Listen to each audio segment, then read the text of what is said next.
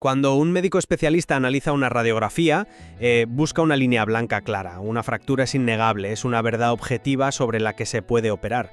Pero cuando trasladamos esa necesidad de precisión a nuestras finanzas personales, pues resulta que el paciente suele trucar la máquina de rayos X para no ver la fractura. Bienvenidos al Debate, nuestro espacio de análisis riguroso y contraste de perspectivas. Hoy analizamos por qué casi la mitad de la clase media tiene la mitad del patrimonio que cree tener. Una cifra que invita a una reflexión profunda, desde luego. Sin duda, examinamos una realidad estadística alarmante proporcionada por la Reserva Federal de los Estados Unidos. El 40% de los adultos que se consideran a sí mismos como de clase media acomodada tienen un patrimonio neto real mucho menor al que creen. Y en muchos casos es hasta un 50% menor de lo que estiman en su cabeza. Hablamos de que casi la mitad de un estrato social que se percibe como financieramente estable vive bajo una ilusión contable. Exacto. O sea, un espejismo sostenido por su propio sesgo de optimismo. Precisamente por eso, la pregunta central que vertebra nuestro análisis de hoy es la siguiente. ¿Es el cálculo estricto y de liquidación inmediata del patrimonio neto la medida más precisa de nuestra salud financiera? ¿O, por el contrario, nos encontramos ante un enfoque excesivamente pesimista que distorsiona la realidad de la riqueza a largo plazo? Mi postura es inequívoca. Sostengo que calcular el patrimonio neto asumiendo una liquidación inmediata, restando comisiones, impuestos y depreciación, es la única forma válida de evitar este peligroso autoengaño financiero. Mi postura en este análisis es que este enfoque de venta de pánico o liquidación extrema penaliza injustamente los activos a largo plazo. Ofrece una radiografía distorsionada y basada en el miedo, no en la viabilidad económica real de una persona. A ver, para entender por qué defiendo esta rigurosidad implacable, creo que tenemos que ir a la raíz del problema psicológico. El error conceptual primario, que contamina las finanzas de la mayoría, es la confusión sistemática entre los ingresos, es decir, lo que entra en la cuenta, y la riqueza real. Lo que verdaderamente se queda. Eso es. Las personas tienden a medir su éxito financiero mirando su nómina mensual, pero el material que analizamos nos ofrece un contraste revelador. Imagina una persona que ingresa 6.000 euros al mes. Vale. Vive en un piso de lujo, conduce un coche financiado de alta gama, pero arrastra una deuda de 30.000 en tarjetas de crédito y carece por completo de ahorros. Comparemos a este individuo con una segunda persona que ingresa exactamente la mitad, 3.000 al mes. No tiene deudas, posee un pequeño apartamento totalmente pagado y cuenta con 10.000 euros en inversiones diversificadas. Yo lo abordo desde un ángulo diferente. A ver, estoy plenamente de acuerdo en que el ingreso no equivale a la riqueza. Claro. El primer individuo sufre de lo que en economía conductual llamamos inflación del estilo de vida. Asume que su alto flujo de caja le hace rico, ignorando que su balance general es un castillo de naipes a punto de caer. Sin embargo, argumentar que la única forma de romper ese autoengaño es valorar los activos exclusivamente por lo que valdrían si se vendieran hoy mismo, me parece un error analítico grave. ¿Por qué grave? Si es el único valor real y objetivo. Porque al hacer esto impones un escenario de crisis terminal sobre una economía personal que funciona con normalidad. Estás confundiendo el valor de liquidación, que es el precio de derribo que aceptas cuando estás al borde de la quiebra y necesitas dinero desesperadamente, con el valor fundamental y operativo de un patrimonio. ¿Ya? Es un enfoque que al extremar el rigor acaba falsificando la realidad de los activos que están diseñados para madurar con el tiempo. Pero esa visión idealista choca con la realidad cuando miramos las cifras del día a día. La fórmula clásica de la contabilidad dicta que el patrimonio neto son los activos menos los pasivos. Suena a matemáticas de colegio. Y lo son, en teoría. En teoría, exacto. Pero esa fórmula hoy está rota porque la mente humana valora los activos con una tremenda carga emocional y olvida convenientemente las deudas. Fíjate en el caso de Lucía, que ilustra perfectamente el material fuente. Ella vive con la convicción absoluta de que su patrimonio neto asciende a 200.000 euros.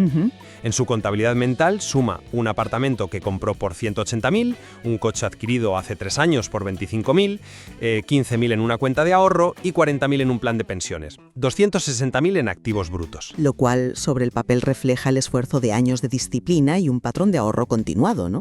Sobre el papel mental de Lucía, sí. Pero desglosemos la mecánica de la realidad, porque aquí es donde la ilusión duele y hay que desmaquillar las cifras. Su apartamento, por el que pagó 180.000, hoy el mercado dice que se vende por 160.000. Bueno, el mercado inmobiliario fluctúa. Fluctúa a la baja en este caso. Además, tiene una hipoteca pendiente de 90.000. Si aplicamos la realidad de una transacción real, al vender tendría que pagar comisiones de agencia, plusvalías e impuestos notariales que restan unos 15.000 euros adicionales.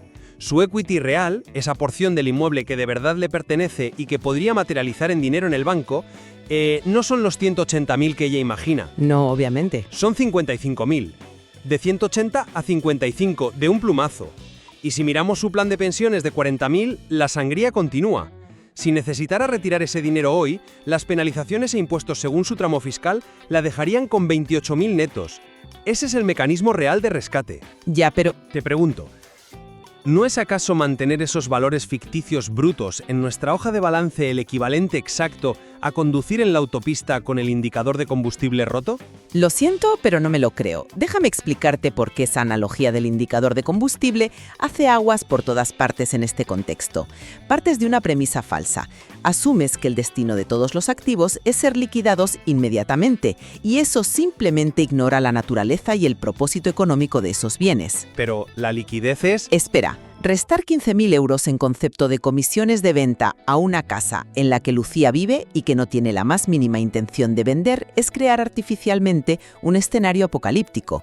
Esa casa le proporciona un valor de uso diario innegable, o sea, un techo que la protege de las fluctuaciones del mercado de alquiler. Y respecto al plan de pensiones, el error de tu modelo es aún más flagrante. ¿Por qué? El dinero que lo puedes tocar sin una penalización masiva no es dinero real en tu bolsillo hoy. Eso es un hecho empírico. Porque estás aplicando una penalización fiscal inmediata a un instrumento que fue diseñado explícitamente por el legislador para no ser tocado hasta la jubilación. La mecánica del plan de pensiones se basa en diferir impuestos para maximizar el interés compuesto a lo largo de las décadas. El interés compuesto funciona reinvirtiendo los rendimientos para que generen aún más rendimientos sobre una base cada vez mayor. Sí, matemáticamente es así. Pues si Lucía mira tu estricta hoja de cálculo y asume que su plan vale 12.000 euros menos por unos impuestos de liquidación anticipada que nunca va a ejecutar, la estás desmotivando. Castigas el ahorro a largo plazo haciendo que parezca matemáticamente inferior al dinero en efectivo guardado en un cajón. La honestidad financiera es vital, no te lo niego, pero forzar una liquidación ficticia genera un diagnóstico tan distorsionado como el autoengaño que intentas combatir. A ver, entiendo el reparo a castigar fiscalmente la vivienda y la pensión si no vas a vender. Comprendo esa visión a largo plazo. Pero si argumentas que no debemos ser tan duros con la valoración porque no planeamos vender mañana, veamos qué ocurre cuando la mente humana aplica esa misma indulgencia a otros bienes. Existe una categoría que destroza por completo las economías personales precisamente por esta falta de rigor analítico: los activos fantasma. Ah, ¿te refieres al consumo puro y duro que la gente disfraza de inversión? Exacto. Es el autoengaño de contabilizar el estilo de vida como si fuera patrimonio real. Volvamos al balance de Lucía. Ella cuenta su coche por los 25.000 que le costó hace 3 años, pero la mecánica de la depreciación es brutal y objetiva. Los datos demuestran que un vehículo pierde entre un 15 y un 20% de su valor en el mismo instante en que las ruedas tocan la calle fuera del concesionario. Sí, totalmente. 14.000. O un teléfono móvil de última generación. Cuesta 1.200 hoy, a los 6 meses vale 600 y al año vale 400. Mantener el precio de compra histórico en tu cabeza no es pensar a largo plazo, es contabilidad creativa. Y la cosa se vuelve más peligrosa con activos volátiles, como las criptomonedas. Aquí es donde tenemos que aplicar lo que en finanzas se llama marcaje a mercado. Traducido a la práctica, valorar el activo al precio exacto de cotización de hoy, sin importar lo que pagaste por él ayer. Así es, olvidar lo que pagaste y preguntarte con total frialdad: oye, si ofrezco este activo hoy, ¿cuántos euros reales me ponen en la mano? Si compraste un token a 5.000 y el mercado hoy te da 800, lo anotas a 800. Punto final. Nada de ya volverá a subir cuando cambie el ciclo macroeconómico. La esperanza no es una métrica contable ni una estrategia financiera. Bueno, te doy la razón de forma categórica en cuanto a los coches, los teléfonos y la ropa de marca. Es evidente que son gastos que se deprecian a una velocidad vertiginosa. Incluirlos en un balance patrimonial es un error de categorización de manual. Sin embargo, hay que hacer una distinción analítica crucial cuando pasamos al terreno de los activos que sí son inversión, pero tienen alta volatilidad, como las acciones bursátiles o las propias criptomonedas. Son igual de volátiles. El mercado manda.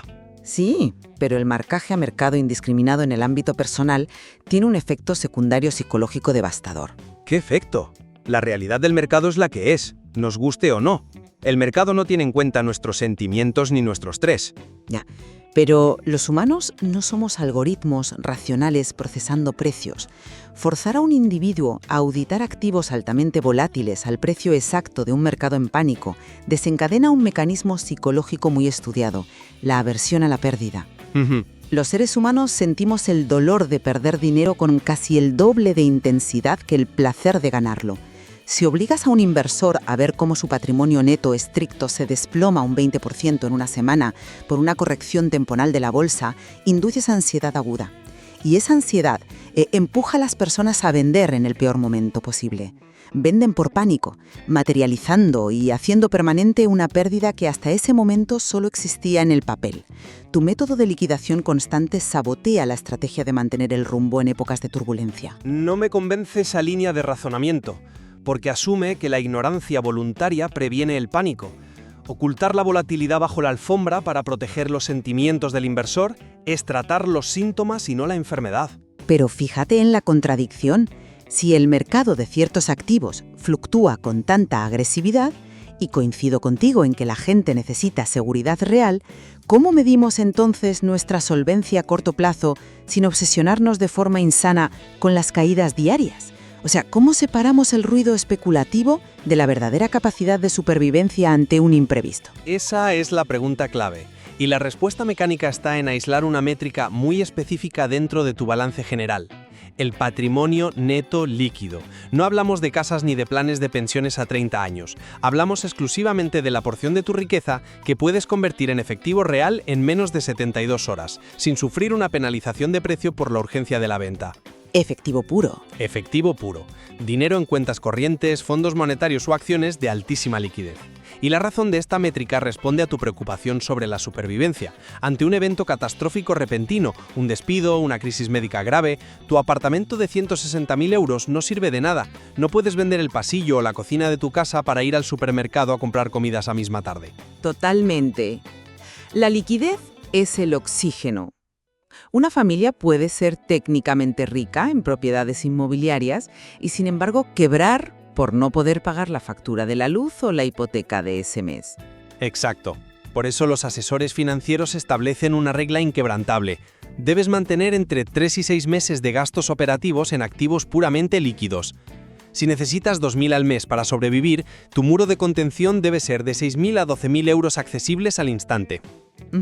Y para garantizar que ese muro no tiene grietas, defiendo la necesidad absoluta de hacer una radiografía trimestral. 15 minutos, 4 veces al año. Hoy en día es trivial usar hojas de cálculo estructuradas o aplicaciones como Fintonic, Mint o la propia app de tu banco. Se trata de auditar tu liquidez y responder empíricamente a 3 preguntas. ¿Cómo evoluciona mi patrimonio neto frente al trimestre anterior? ¿Tengo mis 3 meses de supervivencia cubiertos? Y sobre todo, ¿ha crecido alguna de mis deudas de manera silenciosa en la sombra? Es un argumento convincente. Pero, ¿has considerado el impacto conductual de este nivel de escrutinio? Estoy 100% a favor de monitorizar el colchón de liquidez y vigilar que la deuda no se descontrole. Esa es la base de la supervivencia. Pero exigir que alguien audite el valor de liquidación de todo su patrimonio neto, incluyendo sus activos ilíquidos como la vivienda, cada 90 días, roza la microgestión patológica. No es microgestión, es monitorización de la salud estructural. 15 minutos al trimestre es una inversión de tiempo mínima para asegurar que no te estás desviando del objetivo. Exigir que alguien audite el valor de liquidación de su casa cada 90 días no es salud financiera, es inducir una paranoia paralizante. Someter activos lentos a revisiones trimestrales genera un ruido ensordecedor. El mercado inmobiliario no opera en ciclos de 90 días. ¿Por qué obligar a la mente humana a hacerlo? Para no perder perspectiva. Es en una economía sana. Si lo ajustas a la baja en tu hoja de cálculo por un rumor sobre los tipos de interés, creas una percepción de empobrecimiento falsa que no afecta a tu economía diaria. Obligar a auditar el patrimonio total asumiendo valores de liquidación cada trimestre confunde la volatilidad a corto plazo con la salud financiera a largo plazo. Es como pesarse 4 veces al día para ver si una dieta de 6 meses está funcionando. Solo consigues frustración. Podemos debatir si la frecuencia genera fricción psicológica.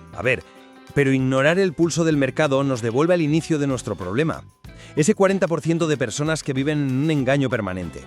Si retomamos el cálculo completo de nuestra paciente financiera, Lucía, recordemos que, al desmaquillar sus activos y llevarlos a la realidad, la casa menos los gastos, el coche depreciado, la pensión neta y sus ahorros nos daba 112.000 euros. Sí, los activos reales frente a los ilusorios. Pero si en esa revisión trimestral destapamos la basura que escondía bajo la alfombra, los pasivos, la imagen cambia radicalmente. Hablamos de deudas que la gente prefiere ignorar en el día a día. 8.000 en tarjetas de crédito y 12.000 de un préstamo personal. Son 20.000 en deudas que erosionan su riqueza.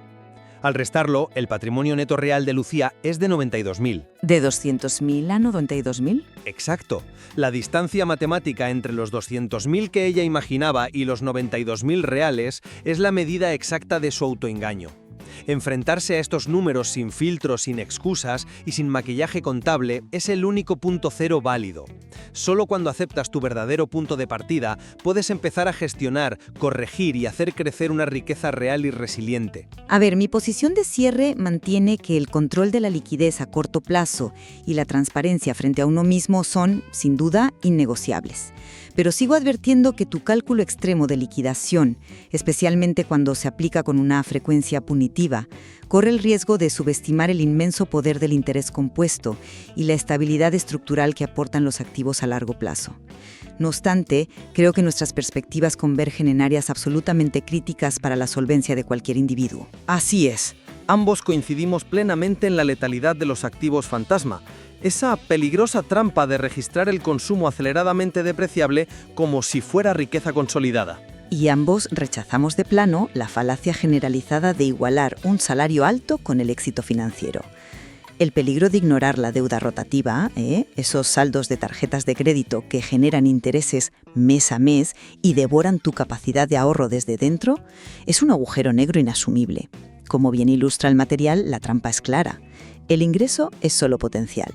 El patrimonio neto, libre de deudas tóxicas, es la realidad materializada. Al inicio de nuestro análisis, comparamos la evaluación financiera con una radiografía médica.